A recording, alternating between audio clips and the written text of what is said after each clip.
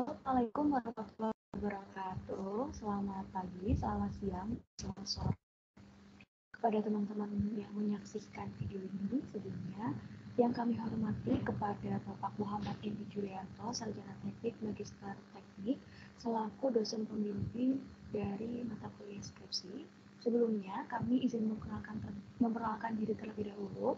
Perkenalkan, saya Syakila Adhanandianta dengan NIM 4004012065015 beserta rekan partner skripsi saya yaitu Mediana Garpurba dengan NIM 4004012065007.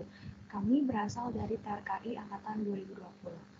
Baik, di sini izinkanlah kami berdua untuk menyampaikan sedikit penjelasan terkait apa itu heat exchanger. Terlebih detailnya kami akan menerangkan terkait jenis heat exchanger berupa double pipe. Kemudian kami juga akan menjelaskan terkait studi case untuk perhitungan dari perancangan heat exchanger jenis double pipe itu sendiri.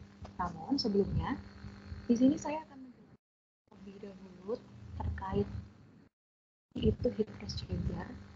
Seperti yang teman-teman bisa lihat ya di gambar, heat exchanger atau alat penukar panas itu merupakan suatu alat penukar panas yang menghasilkan proses perpindahan panas antara dua fluida yang memiliki perbedaan suhu pastinya, di mana nanti panas itu akan berpindah dari fluida yang memiliki suhu lebih tinggi atau suhu lebih panas pada fluida yang memiliki suhu yang lebih dingin atau suhu yang lebih rendah.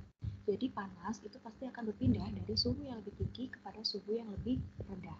Teman-teman bisa lihat di layar, di mana secara umum atau secara garis besar untuk heat exchanger sendiri itu terdiri dari dua bagian, yaitu bagian tube side dan bagian cell side.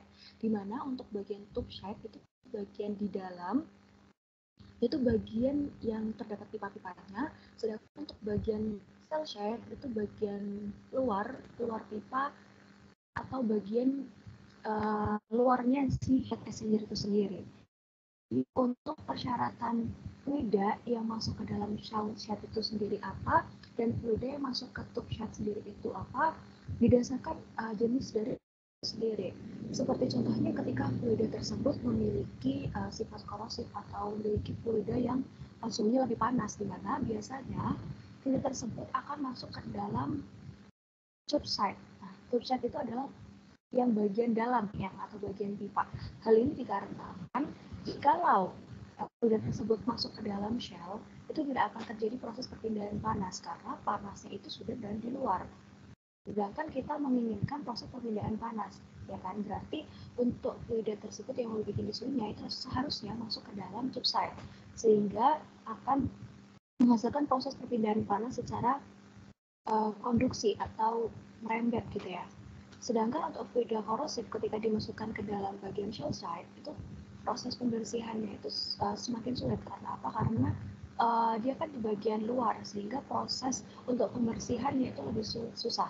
Sedangkan untuk bagian tube side itu lebih mudah dikarenakan pipa-pipa yang terdapat di dalam tube side itu bisa dikeluarkan lebih mudah dibandingkan di dalam shell side. Kemudian untuk prinsip kerja dari heat exchanger sendiri itu seperti apa? Jadi untuk prinsip kerjanya adalah dua fluida yang memiliki perbedaan suhu itu nanti akan dialirkan ke dalam suatu pipa heat exchanger yang nantinya akan saling bertukar kalor melalui bidang perpindahan panas baik secara langsung maupun tidak langsung. Dimana seperti pada umumnya untuk jenis perpindahan panas yang terjadi pada heat exchanger itu terjadi dalam dua jenis yaitu konduksi dan konveksi. Di mana konduksi adalah proses perpindahan panas dalam satu medium yaitu bisa padat, cair ataupun gas ataupun medium yang berlainan yang bersinggungan secara langsung. Sehingga di dalam konduksi ini itu tidak terdapat medium perantara. Dalam kata lain, panas itu akan berpindah secara langsung atau merembet seperti itu. Sedangkan untuk konveksi sendiri itu perpindahan panas yang terjadi antara suatu permukaan dengan fluida yang mengalir dengan menggunakan media penghantar berupa fluida itu sendiri. Sehingga dalam proses konveksi ini ketika ingin terjadi suatu perpindahan panas itu harus melalui media penghantar berupa si fluida itu sendiri. Dan di sini juga saya akan menjelaskan faktor-faktor yang dapat mempengaruhi dari heat exchanger. Yang pertama itu adalah dari efisiensi heat exchanger itu sendiri, di mana pressure drop yang rendah itu bisa mengakibatkan pemompaan si fluida yang ada di dalam heat exchanger itu lebih rendah, sehingga pasti akan mengurangi biaya operasi dan juga meningkatkan si efisiensi dari heat exchanger itu sendiri, karena pressure drop yang rendah pasti akan meningkatkan efisiensi atau dari exchanger. Nah, pressure drop itu bisa ditingkatkan dengan cara pemilihan jenis gavel yang ada di dalam heat exchanger sesuai dengan tipenya heat exchanger itu sendiri dan jenis fluida yang akan digunakan. Dan yang kedua adalah logarithmic mean temperature design atau LMTD, di mana nilai LMTD ini itu biasanya digunakan untuk menentukan driving force suhu perpindahan panas dalam sistem aliran. Di mana semakin besar nilai dari LMTD itu sendiri, maka semakin tidak efisien suatu heat exchanger. Karena nilai LMTD yang semakin besar itu bisa menyebabkan semakin banyak juga panas yang harus ditransfer, ya artinya energi yang digunakan juga semakin banyak dan semakin banyak pula biaya yang dikeluarkan. Kemudian yang ketiga ada polling factor atau RD, di mana nilai RD ini itu menunjukkan ketahanan heat exchanger terhadap pengotor. Dalam artian di sini impuritas-impuritas fluida yang tidak diinginkan gitu. Di mana nilai minimum dari si polling factor berdasarkan Cook Kearns di sini dibatasi sekitar 0,005 hour per cubic per BTU. Mana jika nilai RD atau polling factor tersebut di bawah nilai minimum, maka dapat menyebabkan resistensi tambahan terhadap transfer energi. Nah, nilai RD itu bisa ditingkatkan dengan cara membersihkan heat exchanger atau maintenance heat exchanger secara rutin dari pengotor dan penggeraknya.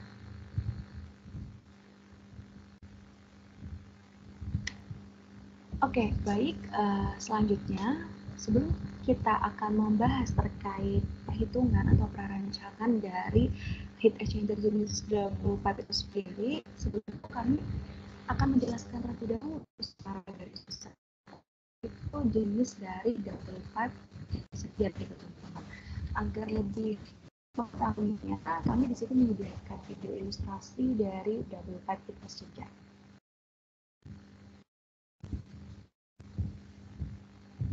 Oke, baik. Jadi di sini akan saya jelaskan terkait dari heat exchanger. Teman-teman bisa melihatnya di layar bahwasanya ini dari double pipe heat exchanger bisa dilihat di layar bahwasanya bentuk itu hampir sama dengan bentuk dari heat exchanger initial end tube, di mana perbedaannya bisa dilihat juga di layar jika double pipe heat exchanger itu memiliki jenis tabung yang banyak, ya di sini bisa dilihat tabung-tabungnya dibandingkan dari jenis shell end tube, di mana jikalau jenis shell end tube sendiri bisa dilihat pada slide pertama tadi, di mana dia hanya terdiri dari bagian shell yang di luar yang gelonggongan itu dan bagian tube yang di tengah. Sedangkan untuk yang double pipe heat exchanger itu teman-teman bisa lihat di layar jika jumlah dari tabung yang berwarna merah ini dan yang bergerak warna kuning ini atau yang disebut dengan cangkang itu lebih banyak gitu. Kemudian untuk prinsip kerja dari double pipe heat exchanger itu nantinya akan terdapat fluida yang akan masuk di dalam tabung dan juga ada fluida yang masuk di dalam bagian si cangkangnya, atau fluida itu akan masuk di dalam tabung yang berwarna merah dan juga fluida juga akan masuk di dalam bagian yang warna kuning atau bagian cangkangnya tersebut, di mana nantinya akan terjadi proses perpindahan panas di antara proses di tabung dan diproses di cangkang tersebut. Kemudian untuk fluida itu nantinya akan dipisahkan oleh dinding tabung, karena di sini akan ada fluida yang ada di dalam tabung dan fluida yang di dalam cangkang. Nah, itu akan dipisahkan, proses pemilihan panasnya itu akan dipisahkan oleh si medium tabung. Nah, teman-teman bisa lihat juga di sini akan ada terdapat gambar untuk yang lengkungan-lengkungan di sini, di mana di dalam lengkungan ini cuma hanya sebagai fluida aliran saja. Jadi fluida itu mengalir di lengkungan di sini, tetapi proses perpindahan panasnya itu tidak terjadi di dalam lengkungan ini. seperti dari panasnya tetap terjadi di dalam yang ada di dalam tabung dan ada yang di dalam si cangkang. Tetapi tidak jadi perbedaan panas di antara lengkungan-lengkungan tersebut, di mana biasanya untuk tabung ini dan untuk yang bagian cangkang-cangkang ini itu biasanya terbuat dari baja tahan karat.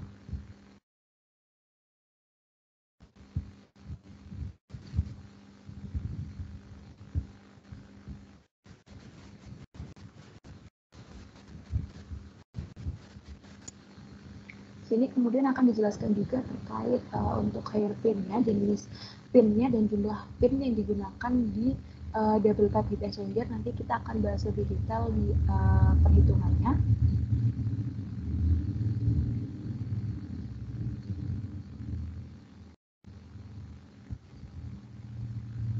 Oke, di sini juga disajikan salah satu aplikasi dari double pipe heat exchanger, di mana di sini di video dijelaskan untuk proses double pipe heat exchanger itu digunakan pada proses pasteurisasi untuk susu, di mana di sini akan ada susu yang di sini belum terpasteurisasi secara baik, dalam artian susu tersebut baru saja dibuat, dia memiliki suhu dingin atau suhu yang masih rendah, dan itu nantinya akan terjadi proses pasteurisasi dengan menggunakan double pipe heat exchanger, sehingga akan terjadi proses perpindahan suhu, di mana di sini air panas itu akan dialirkan yang berasal dari boiler, sedangkan cold milk atau susu yang masih dingin itu akan dialirkan pada bagian cangkangnya, sedangkan untuk boilernya yang menghasilkan air dingin akan dialirkan melalui bagian tabung yang berwarna merah, sehingga akan terjadi proses perpindahan panas yang pada awalnya susu tersebut memiliki suhu dingin, akan terjadi proses perpindahan panas di dalamnya sehingga akan menghasilkan susu yang memiliki suhu yang lebih panas, dalam artian dia sudah terjadi proses pasteurisasi dan akan keluar bagian atas, dan suhu air yang memiliki suhu yang lebih panas karena sudah digunakan untuk memanaskan suhu, si susu itu akan keluar pada bagian bawah, seperti itu. Oke, selanjutnya akan dijelaskan terkait proses perancangan perhitungan dari jenis double pipe heat exchanger itu sendiri. Untuk bagian aku akan dijelaskan oleh rekan saya, Mediana Purba. Selanjutnya adalah macam-macam heat exchanger. Yang pertama ada spiral heat exchanger. Spiral heat exchanger ini memiliki desain yang unik berupa spiral yang dililitkan secara berulang. Jenis heat exchanger ini memiliki dua saluran, di mana satu untuk fluida panas dan satu lagi untuk fluida dingin. Bentuknya yang unik membuat jenis ini sering digunakan dalam industri kimia. Jenis ini biasanya digunakan untuk proses pemanasan atau pendinginan dengan perbedaan suhu yang besar. Yang kedua, ada air-cooled heat exchanger, di mana jenis ini menggunakan udara sebagai medium untuk mendinginkan fluida panas. Bentuknya itu mencakup penggunaan kipas atau fan yang memiliki fungsi utama untuk mendinginkan fluida yang mengalir di dalam pipa. Lalu yang ketiga adalah cell and tube heat exchanger, di mana jenis ini merupakan jenis yang paling umum digunakan. Shell and tube heat exchanger ini terdiri atas suatu bundel pipa yang dihubungkan secara paralel dan ditempatkan dalam sebuah pipa, mantel, atau cangkang. Fluida yang satu mengalir di dalam bundel pipa, sedangkan fluida yang lain mengalir di luar pipa pada arah yang sama, berlawanan, atau bersilangan. Dan untuk meningkatkan efisiensi pertukaran panas, biasanya pada alatnya dipasang sekat atau baffle, di mana tujuan dalam pemasangan baffle itu adalah untuk membuat turbulensi aliran fluida dan menambahkan waktu tinggal atau resident time. Namun pemasangan sekat akan memperbesar pressure drop operasi dan menambah beban kerja pompa, sehingga laju alir fluida yang dipertukarkan panasnya itu harus diatur terlebih dahulu. Lalu yang keempat adalah double pipe heat exchanger. Double pipe heat exchanger ini terdiri dari dua pipa logam standar yang di kedua ujungnya itu dilas menjadi satu atau dihubungkan dengan kotak penyekat. Fluida yang satu mengalir di dalam pipa, sedangkan fluida kedua mengalir di dalam ruang anulus antara pipa luar dan pipa dalam. Alat penukar panas jenis ini dapat digunakan sebagai laju alir fluida yang kecil dan tekanan operasi yang tinggi. Lalu yang kelima adalah plate and frame heat exchanger. Plate and frame heat exchanger ini merupakan plat logam sebagai permukaan untuk pertukaran panas. Plat-plat ini akan membentuk banyak saluran kecil untuk aliran fluida serta memaksimalkan efisiensi pertukaran panas. Poin selanjutnya adalah aplikasi heat exchanger di industri. Dan pada presentasi ini diambil contohnya itu pada jenis double pipe heat exchanger, di mana beberapa aplikasi double pipe heat exchanger itu adalah yang pertama, pemanasan dan pendinginan cairan proses di pabrik kimia dan petrokimia. Yang kedua adalah sistem pemulihan panas di pembangkit listrik. Yang ketiga, pemanasan dan pendinginan cairan di pabrik pengolahan makanan. Lalu yang keempat adalah sistem HVAC di gedung. Yang kelima ada pertukaran panas dalam sistem pendingin. Dan bisa dipakai dalam pemulihan panas limbah dalam proses industri, serta kilang minyak bumi, mesin pendingin, dan pemanas ruangan. Selanjutnya, kami akan membahas study case perancangan alat dari heat exchanger.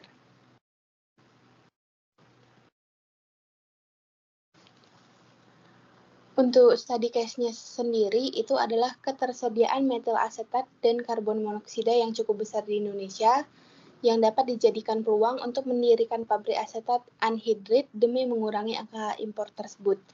Nah, karena di Indonesia kebutuhan asetat anhidritnya itu cukup besar, dan pada proses produksinya itu terdapat pemanasan fast feed berupa metil asetat dari temperatur 30 derajat Celcius menjadi 130 derajat Celcius dengan media pemanas berupa steam bertemperatur 150 derajat Celcius dan tekanan steamnya itu sebesar 469,6 kilopascal. Sehingga dibutuhkan sebuah heater untuk mendapatkan kondisi tersebut. Dalam perancangan alat heat exchanger ini, langkah pertama kita membuat data desain. Data desain ini terbagi menjadi dua, yaitu inner pipe dan annulus. Dalam inner pipe, fluida yang masuk itu adalah metil asetat dengan laju alir 2261,77 kg per jam yang diubah satuannya jadi LB per jam. Untuk temperatur pertama itu 30 derajat Celcius, temperatur kedua adalah 130 derajat Celcius, di mana masing-masing temperatur diubah satuannya menjadi Fahrenheit. Lalu untuk data annulus, fluida yang masuk itu adalah steam berupa karbon monoksida dengan laju alirnya itu 243,61 kg per jam. Dan temperatur 1 dan 2-nya itu sama-sama 150 derajat Celcius. Setelah datanya ada, kita menentukan jenis heater. Jenis heater yang digunakan itu dipilih berdasarkan luas perpindahan panas. Jika luas perpindahan panasnya itu lebih dari 120 feet kuadrat, maka jenis heater yang digunakan adalah cell and tube. Nah, jika luas perpindahan panasnya itu kurang dari 120 feet kuadrat, itu bisa menggunakan jenis heat exchanger tipe lainnya. Dan untuk mencari luas perpindahan panas, itu bisa menggunakan persamaan luas perpindahan panas sama dengan Q dibagi UD dikali delta T, di mana Q-nya itu adalah WC dikali T1 dikurang T2 sama dengan WC T1 dikurang T2. Lalu kita mencari beban panas heater atau Q. Nah, Q di sini itu bisa dicari dengan persamaan yang telah disebutkan.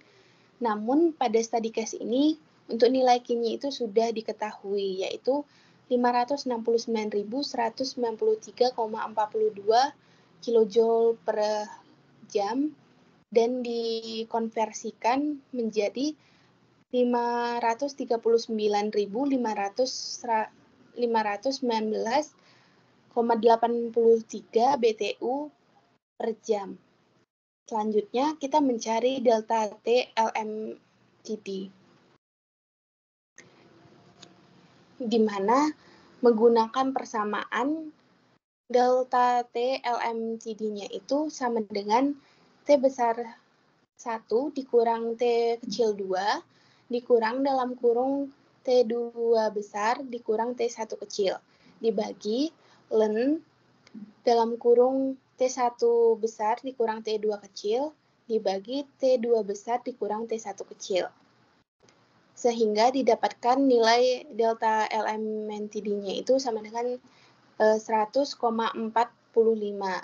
Hasil ini merupakan hasil dari 302 dikurang 266 dikurang dalam kurung 302 dikurang 86 dibagi ln 302 dikurang 266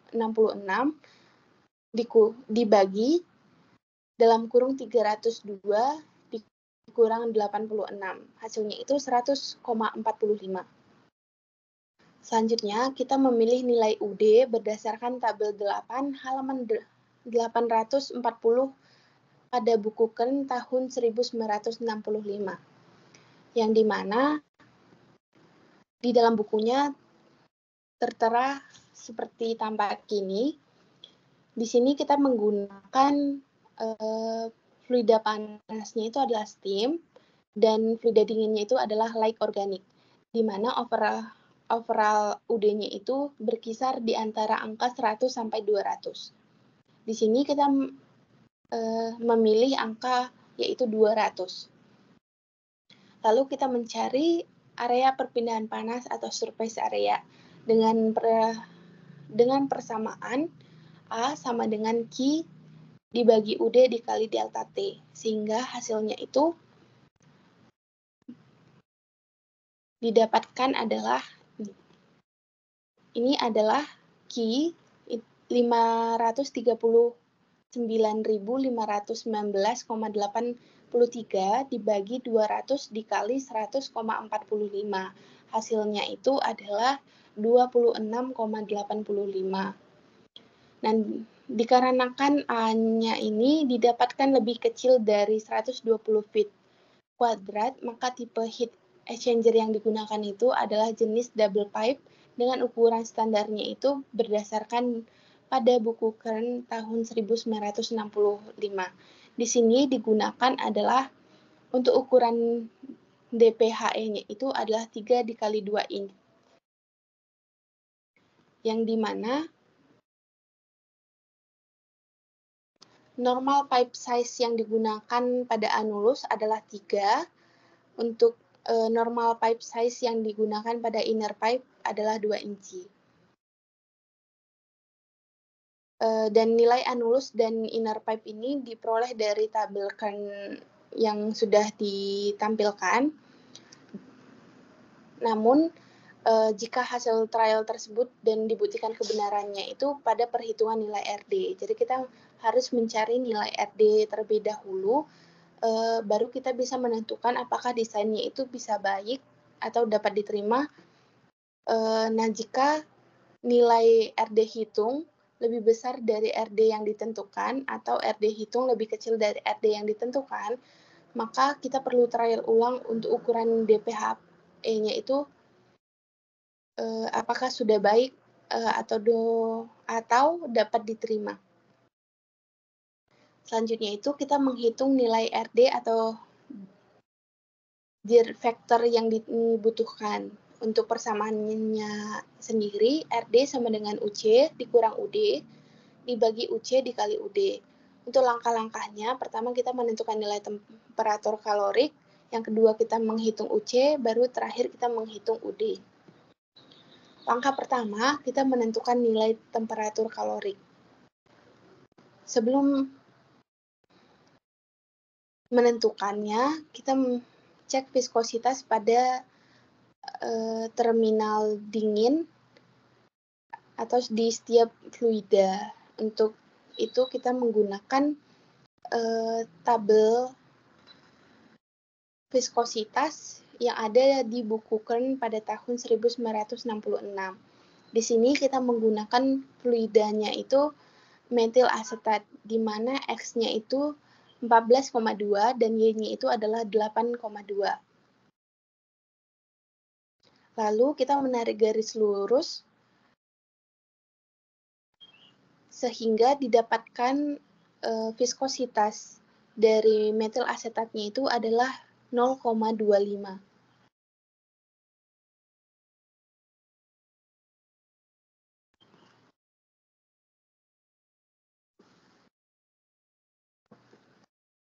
Jadi, inner pipe pada fluida dingin, yaitu metil asetat, viskositasnya 0,25 center poise, dan annulus pada fluida panas, yaitu karbon monoksida-nya itu 0,023 center poise.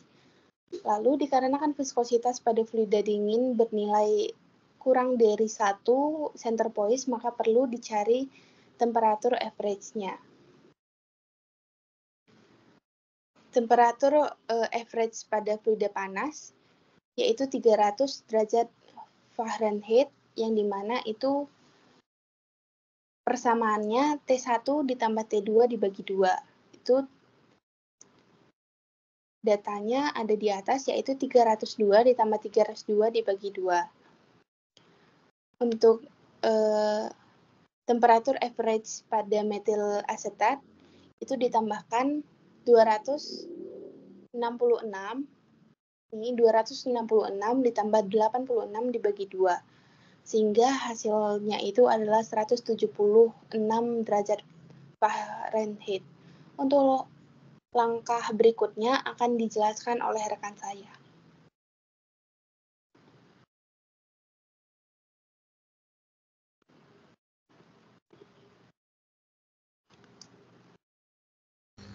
Oke, baik. Di sini saya akan melanjutkan penjelasan dari Mediana tadi, di mana langkah kedua yaitu menghitung nilai UC atau clean over all coefficient. Namun sebelumnya saya sedikit mohon kembali terkait untuk di bagian data design. Jadi di sini akan terdapat jenis fluida, terdapat dua jenis fluida, di mana fluida cair dan fluida gas, di mana untuk fluida cair berupa metil asetat itu akan masuk di bagian inner pipe atau di bagian subnya, sedangkan untuk bagian yang steam yaitu berupa karbon monoksida itu akan masuk di bagian annulus atau di bagian gitu. Sini selanjutnya akan menghitung untuk langkah kedua yaitu akan menghitung clean over all coefficient, di mana untuk rumusnya sendiri yaitu HIO dikali HO per HIO ditambah HO.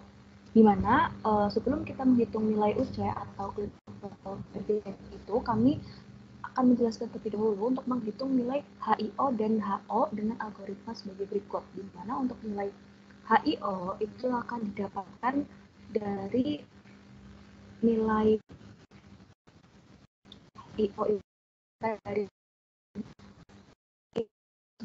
bagian itu akan didapatkan dari bagian annulus side. Kemudian selanjutnya di sini akan menjelaskan terkait bagian annulus lebih dahulu untuk yang berisikan steam karbon monoksida atau di bagian shell-nya, dimana di sini kita akan menghitung terkait untuk flow area atau AA. Nah, di sini akan terdapat ID-nya dan nilai OD-nya. Nah, untuk nilai ID annulus didapatkan dari nilai D2, yaitu ini berasal dari C62 atau dari C62 itu berasal dari C62 itu berasal dari data desain yang awal yang di bagian annulusnya yaitu 3,068 inci. Nah, kita akan ubah ke dalam feet. Kemudian untuk bagian OD-nya, OD inner pipe itu D1, kita mendapatkannya itu dari E61. Gambar yang tadi, tabel yang tadi, tapi di bagian inner pipe. Itu bagian inci juga kita ubah ke dalam bagian feet. Nah, setelah kita tahu nih nilai ID dan nilai OB-nya, dengan menggunakan persamaan 6.3 dari buku Kern, kita bisa tahu untuk rumus dari nilai flow area atau AA, yaitu rumusnya P dikalikan D2 kuadrat dikurangi D1 kuadrat dibagi 4, sehingga dari hasil perhitungan ini kita dapatkan untuk nilai AA-nya sekitar 0,0204 feet kuadrat. Nah, setelah itu kita bisa menghitung ekuivalen diameter atau DE dengan menggunakan persamaan 6.3 lagi dari buku Kern, dengan rumusnya adalah DE sama dengan D2 kuadrat dikurangi D1 kuadrat dibagi D1, didapatkan nilai DE-nya itu adalah 0,131 kuadrat. Nah, setelah kita menghitung nilai flow area dari AA sendiri, selanjutnya kita akan menghitung nilai laju alir mata.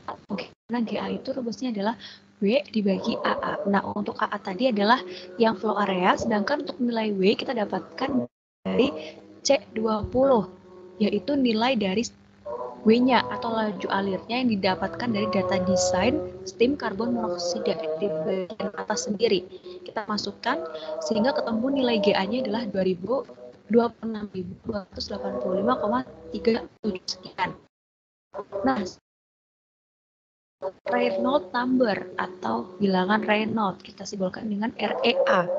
Kita simbolkan dengan REA karena dia bagian anulus.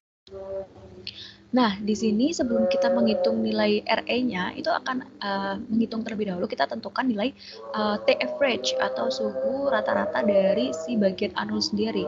Dapatkan nilainya adalah 302, kita dapatkan dari C90. Kita lihat C90 dari perhitungan T average di bagian langkah 1, ya, menentukan nilai temperatur kalorik. Nah, selanjutnya kita dapatkan juga viskositas, di mana viskositas juga didapatkan dari proses perhitungan di atas dengan menggunakan grafik yang tadi sudah dijelaskan oleh partner saya, Mediana. Kemudian untuk viskositasnya kita sesuaikan dengan satuan LB per hour feet, dikarenakan basis yang kita gunakan dari perhitungan sebelumnya adalah dengan menggunakan feet, sehingga untuk nilai CP kita ubah menjadi LB per hour feet. Nah, selanjutnya ketika kita sudah mengetahui masing-masing bahan yang kita gunakan untuk perhitungan bilangan Reynolds, kita masukkan ke dalam rumusnya, yaitu bilangan Reynolds sama dengan DE dikalikan GA per viskositas, sehingga didapatkan nilainya 362.818,6 sekian. Nah, untuk bilangan Reynolds sendiri tidak ada satuannya karena dia merupakan bilangan. Kemudian, setelah menentukan bilangan Reynolds ini, kita menemukan nilai JH, di mana nilai JH itu kita dapatkan dari grafik yang tertera di layar, di mana grafik ini adalah grafik hubungan bilangan Reynolds dan si JH itu sendiri, sehingga kita harus menentukan bilangan Reynolds yang tadi. Kita kan sudah menentukan nilainya 360 lebih. Kita masukkan ke dalam grafik, kemudian kita tarik ke atas hingga menyentuh garis dari si kurva ini. Kita bentuk garis, kemudian tarik ke kiri, dapatkan nilai JH. Nah, dari hasil proses penarikan ya garis dari grafik tersebut, dapatkan nilai 680. Nah, setelah mendapatkan nilai JH, kita bisa menghitung nilai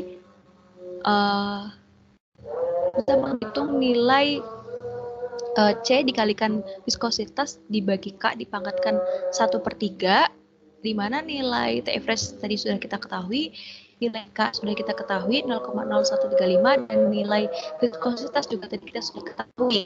Kemudian dari hasil itu didapatkan K dipangkatkan 1/3 adalah 0,5679. Nah, ini tadi nilai viskositasnya. Kemudian kita bisa menghitung nilai HO atau H0, di mana H0 ini untuk bagian anulus, sedangkan untuk HI0 untuk bagian inner pipe. Nah, untuk rumusnya bisa dilihat di layar, yaitu JH dikalikan K per DE dikalikan C kali viskositas diberikan K yang tadi kita hitung sebelumnya, dipangkatkan 1/3, dikalikan viskositas dibagikan viskositas W dipangkatkan 0,14. Nah, didapatkan nilainya 39,72 BTU per hour feet kuadrat Celsius Fahrenheit. Nah, untuk yang di warna merah ini kita anggap 1 dikarenakan viskositas karbon monoksida sangat kecil, bisa dilihat tadi adalah didapatkan 0,26 ya, nilainya kurang dari 1 sehingga kita abaikan, bisa kita anggap sebagai nilainya 1. Kemudian ketika kita sudah menghitung bagian anulus site, dan kita akan menghitung inner pipe-nya yang berisikan metil asetat. Untuk prosesnya perhitungannya sama saja seperti bagian anulus, kita memasukkan data-data yang kita butuhkan. Sebelumnya kita akan memasukkan nilai DP itu sendiri, DP atau E62, kita lihat E62 itu berasal dari bagian inner pipe atau ID-nya, sedangkan tadi bagian bawahnya, mohon maaf, sebentar, di bagian bawahnya yaitu ID-nya, ID inner pipe itu sama dengan yang atas, tadi kan kita dapatnya inci, kita ubah dulu nih ke feet-nya, kemudian berdasarkan persamaan 6.3 bukukan yang tadi, kita dapatkan nilai flow area atau simbolnya adalah AP, berbeda dengan yang anulus site, tadi simbolnya adalah AA, kita dapatkan nilai AP-nya kurang lebih sekitar 0,02329 kuadrat. Kemudian yang kedua, kita bisa lagi massa atau GP. Dengan rumusnya adalah W per AP, di mana W tadi itu kita dapatkan dari bagian data desain T12 untuk bagian asetat. Kemudian kita bagi dengan nilai AP tadi atau flow area, didapatkan nilai GP-nya adalah 214.089,2 sekian LB per hour feet kuadrat. Kemudian kita juga membutuhkan bilangan Reynolds, di mana untuk T average-nya dari hasil perhitungan sebelumnya didapatkan nilai 176, untuk viskositasnya 0,25, kita ubah juga ke LB per hour feet untuk nilai viskositasnya, kemudian bilangan Reynolds-nya kita bisa tentukan nilainya sekitar 356.820,594. Nah, selanjutnya ketika kita sudah mengetahui nilai bilangan Reynolds, kita bisa menghitung nilai JH seperti bagian anulus site tadi. Nah, didapatkan nilai JH-nya 650. Kemudian, ketika sudah mendapatkan nilai JH, kita juga bisa menghitung nilai C dikalikan viskositas dibagikan K dipangkatkan 1/3. Didapatkan hasilnya adalah 0,3172. Setelah itu kita bisa menghitung nilai HI per delta P-nya. Kita bisa hitung nilainya adalah didapatkan untuk bagian HI dibagi theta P sama dengan JH dikalikan K per DP dikalikan C kali viskositas dibagikan K pangkat 1/3, itu nilainya 210,819 BTU per hour feet kuadrat derajat Fahrenheit. Nah, selanjutnya kita juga bisa menghitung nilai HI0 dibagi theta P sama dengan HI per theta P dikalikan ID per OD, di mana ID per OD-nya itu memiliki si inner pipe yang berasal dari proses data desain tadi. Nah, didapatkan nilainya 183,094. Karena ini kita menghitung inner pipe ya, atau di bagian tube-nya, kita bisa menghitung nilai temperatur dindingnya luarnya atau TW-nya dengan rumus bisa dilihat di layar, didapatkan untuk TW-nya sama dengan 198,461 derajat Fahrenheit. Kemudian, ketika sudah mengetahui nilai TW-nya, kita bisa menghitung theta P-nya, didapatkan nilainya 1,275. Kemudian, kita juga bisa menghitung koreksi koefisien HI0. Jadi, kita sudah mengetahui nilai HI0 per theta P. Ya, kita sudah rumus itu, tapi theta P sudah diketahui, namun kita belum menentukan nilai HI0-nya. Sehingga kita bisa mendapatkan dari rumus yang sudah tertera di layar ini, dapatkan nilai HI0-nya 233, sekian.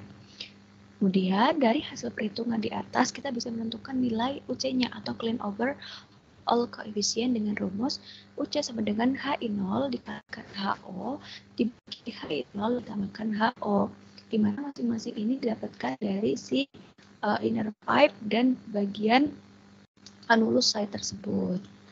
Nah, setelah mendapatkan nilai UC-nya, kita bisa menghitung nilai UD-nya atau design overall coefficient. di mana untuk nilai UD itu ada nilai UD desain dan nilai UD aktual. Nah, sebelum dapatkan nilai UD desain, kita bisa mengetahui terlebih dahulu untuk menghitung nilai RD, ya, atau faktor polling faktor, di mana kita bisa lihat nilai polling faktornya itu didapatkan dari tabel 8, ya, di mana untuk polling faktornya itu adalah 0,01 yang saya garis warna kuning. Kita tuliskan 0,01. Kemudian kita bisa menghitung nilai UD desainnya berdasarkan nilai UC yang tadi kita dapatkan, yaitu 33,94. Sehingga kita bisa tahu UD desainnya kurang lebih sekitar 32,83 BTU per hour feet kuadrat derajat Fahrenheit. Setelah itu, kita bisa menghitung nilai surface area yang diminta dari heat exchanger itu sendiri, di mana rumusnya adalah Q sama A sama dengan Q per UD dikalikan delta T. Kemudian kita masukkan rumusnya, dapatkan nilainya 163,56 sekian. Selanjutnya kita bisa menghitung jumlah dari hairpins yang tadi di video kita bisa tahu hairpinsnya itu kita jumlahnya berapa, ini kita bisa menghitungnya. Di mana external surface atau permukaan luar yang tadi diminta adalah kita bisa lihat dari E63 atau yang di bagian data annulus dan inner pipe, di bagian inner pipe yaitu di bagian A tanda kutipnya itu 2, itu nilainya adalah 0,622 untuk bagian external surface-nya. Nah, kemudian kita juga bisa menghitung nilai required length atau panjang yang diminta dengan rumusnya adalah surface area dibagikan dengan external surface yang kita tahu tadi. Sehingga didapatkan nilainya 262,96. Nah, untuk dari rancangan dari buku Kern, untuk panjang hairpin yang ada itu kurang lebih sekitar ada 12, 15, dan 20. Kemudian kita asumsikan untuk panjang hairpin yang kita ambil yaitu sekitar 20 feet, di mana satu hairpin itu terdiri dari 2 pipa, sehingga kita bisa tahu karena kita mengambil asumsinya adalah 20 feet, sehingga jumlah hairpinnya adalah kurang lebih sekitar 0,57 menjadi 7 buah. Namun kita bisa mengoreksinya apakah jumlah hairpin yang diasumsikan itu benar. Kita koreksi dengan rumus adalah 2 dikalikan LH dikalikan jumlah hairpin, yaitu didapatkan 262, di mana nilainya sama dengan panjang yang diminta, sehingga asumsinya sudah benar. Kemudian kita bisa menghitung luas permukaan perpindahan yang tersedia sebenarnya, dengan rumusnya adalah A sama dengan L koreksi yang tadi 262 atau memakai ini juga tidak masalah, dikalikan dengan external surface, didapatkan 163,56 feet kuadrat. Kemudian kita juga bisa menghitung UD aktualnya, karena tadi kita baru saja menghitung UD desainnya. Selanjutnya kita menghitung nilai UD aktual ya dengan rumusnya Q sama UD aktual sama dengan Q per A dikalikan delta T. Didapatkan nilainya adalah 32,83 sekian. Nah, kita simpulkan di mana asumsi yang kita dapatkan dari UD desainnya adalah benar, dikarenakan nilai UD koreksi sama dengan nilai UD desain. Kemudian, ketika kita sudah menghitung nilai UC-nya tadi dan UD secara aktual, kita bisa menghitung nilai RD-nya, di mana RD adalah rumusnya UC min UD per UC dikalikan UD. Itu nilai RD-nya, di mana RD ini adalah RD yang diperhitungkan. RD yang dihitungkan, di mana RD yang diperlukan sekitar 0,001 ini kita tak dapatkan dari tabel tadi. Nih, nilai RD atau dirt factor atau faktor pollingnya. Di mana ketika nilai RD hitung sama dengan nilai RD yang diperlukan dari buku Kern itu, ketika nilainya sama, maka desain dari yang dilakukan untuk heat exchanger itu nilainya baik sekali. Namun, jika nilai RD hitungnya lebih besar, maka masih diterima. Tapi kalau RD hitungnya itu kurang dari yang didesainkan, maka itu desainnya bisa dibilang kurang bagus, sehingga perlu di trial ulang. Karena kita nilai RD hitung sama dengan RD desainnya atau yang dari proses tabel tersebut, sehingga didapatkan untuk proses desainnya itu untuk heat exchanger double tap sudah baik dan tidak perlu dilakukan trial kembali. Kemudian kita bisa menghitung pressure drop ya, karena pressure drop sangat berpengaruh sekali terhadap rancangannya. Kita menghitung pressure drop dari bagian anulus terlebih dahulu, yang bagian anulus steam carbon monoxide. Kita bagian satu yaitu D-aksen untuk pressure drop dari DE untuk heat transfer, didapatkan nilainya adalah 0,05 feet. Ini kita juga bisa menghitung RE aksennya, yaitu sekitar 158.500,06 sekian. Kemudian setelah kita menghitung D-aksen dan R-aksen, kita bisa menghitung nilai funding faktor untuk aliran turbulen, di mana diasumsikan juga untuk perancangan heat exchanger ini untuk alirannya adalah turbulen. Dengan rumusnya adalah di layar, kita dapatkan nilai funding faktornya sekitar 0,005 sekian. Nah, untuk densitas ini kita dapatkan nilainya adalah 54,1784 lb per kubit. Nah, untuk nilai G-nya adalah atau gravitasinya 9,8 meter per second kuadrat. Ya, kemudian kita juga bisa menghitung nilai delta FA dengan rumusnya sebagai berikut. Dapatkan nilainya 0,01 sekian feet. Kemudian juga bisa menghitung nilai PA, delta FI dan delta PA. Nilainya adalah VA sama dengan 0,134 feet per second. Kemudian juga bisa menghitung nilai delta FI dan delta PA, dan masing-masing rumusnya sebagai berikut di layar, dan dapatkan hasil untuk delta FI-nya adalah 0,0002 feet dan delta PA-nya 0,004 C. Nah, dikarenakan nilai delta PA atau pressure drop tadi kurang dari 2, di mana ini sebagai syaratnya ketika kurang dari 2, maka si steam carbon monoxide itu memenuhi untuk dijadikan steam untuk proses peredaran panas bikin anulus site. Kemudian setelah kita menghitung pressure drop di inner pipe yang berisikan metil asetat itu sendiri. Nah, kita bisa menghitung nilai RE-nya terlebih dahulu, di mana tadi didapatkan nilai bilangan Reynolds-nya adalah 356.820,59. Nah, setelah itu kita juga bisa menentukan nilai funding faktor ya, dengan asumsinya juga aliran turun.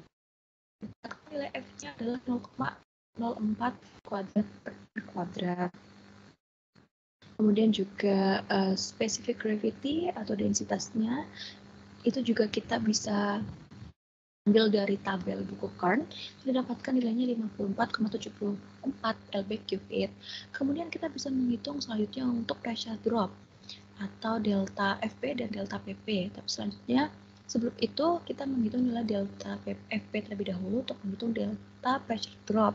Untuk delta FP-nya bisa dilihat di layar, rumusnya didapatkan nilainya 0,53 feet, sedangkan untuk pressure drop-nya atau delta P-nya kita bisa hitung dengan hasilnya adalah 0,2 C, di mana untuk hasil yang diperoleh karena nilai pressure drop-nya itu kurang dari 10, di mana ini merupakan ketentuan pressure drop di bagian inner pipe itu kurang dari 10, maka fluida metil asetat itu memenuhi dijadikan sebagai fluida di bagian inner pipe.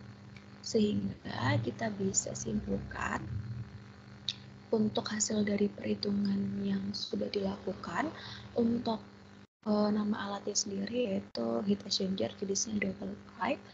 Untuk fungsinya adalah memanaskan suhu press feed ya. Feednya berupa metil asetat dengan fluidanya itu merupakan fluida cair dari suhu 30 derajat menjadi 130 derajat. Kita bisa lihat datanya di bagian data desain awal dengan media pemanas berupa steamnya jenis karbon monoxide dengan suhunya itu 149,5 derajat Celcius dengan tekanan steamnya yaitu 469,6 kilopascal. Nah, kita bisa simpulkan juga untuk dimensi pipa di bagian anulus side dan di bagian inner pipe juga masing-masing berbeda, bisa dilihat di layar.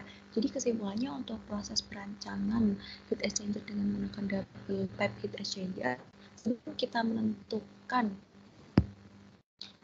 bagian pressure drop dan lain sebagainya, kita juga harus mengetahui lebih dahulu untuk jenis fluid tersebut itu lebih baik masuk di bagian anulus atau inner pipe, karena proses hitungannya itu sudah pasti berbeda.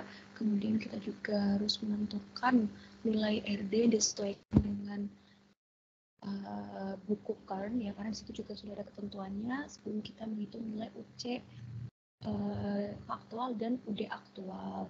Setelah itu kita juga bisa mengetahui nilai pressure drop sesuai dengan ketentuan yang ada di buku Kern gitu. Sehingga disimpulkan bahwasannya untuk perancang heat exchanger jenis double pipe ini sudah sesuai dikarenakan nilai RD desain dan RD aktual yang telah diperhitungkan dari nilai UC aktual dan UD aktual itu nilainya sama, sehingga untuk perancangan ini sudah memenuhi syarat dan sudah benar dan tidak dilakukan proses trial kembali. Jadi sekian penjelasan dari kami terkait proses penjelasan dari awal. Kita mengetahui terlebih dahulu untuk apa itu heat exchanger, prinsip kerjanya, macam-macamnya, kemudian aplikasinya di industri seperti apa. Kemudian kita juga mencoba untuk menjelaskan terkait perhitungan perancangan untuk heat exchanger jenis double pipe sendiri, sehingga kita bisa mengetahui apakah dia sudah memenuhi syarat atau belum, seperti itu. Kemudian diharapkan teman-teman melihat video ini tentunya juga bisa paham untuk bagaimana proses merancang memperhitungkan heat exchanger jenis double pipe, karena masing-masing heat exchanger pasti memiliki proses perhitungan yang berbeda-beda.